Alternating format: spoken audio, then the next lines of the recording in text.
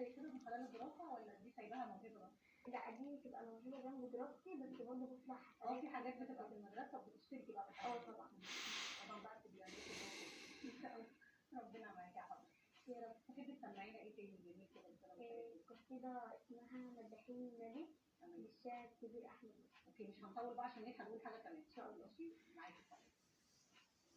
من مداحين النبي روحوا وصفوا حالي، قولوا لسيدنا النبي علي بيجرالي، عاشق جمال النبي والعشق يحلالي، يا يحل النبي السوء دوا عيني، نفسي أزور النبي، نفسي أزور النبي بيهديني، وحب سيدنا النبي ساكن في تكويني، نظرة يا سيدنا النبي، نظرة يا سيدنا النبي، النظرة تحييني، عليم دوايا النبي ومين يداويني غيرك يا سيدنا النبي، ذكرك بيشفيني، يا رب سيدنا النبي، يا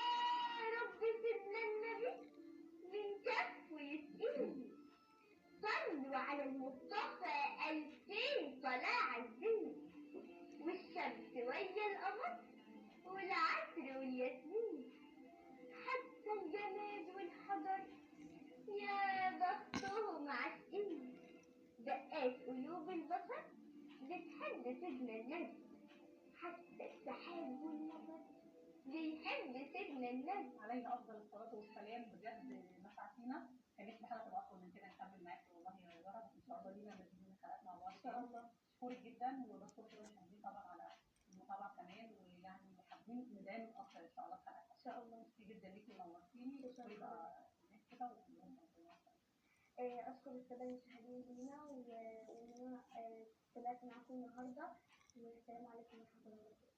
اشوفكم ان شاء الله في حلقه جديده من برنامجكم كواليس ومواهب جديده وشباب جديده، انتظرونا حلقه جديده من كواليس.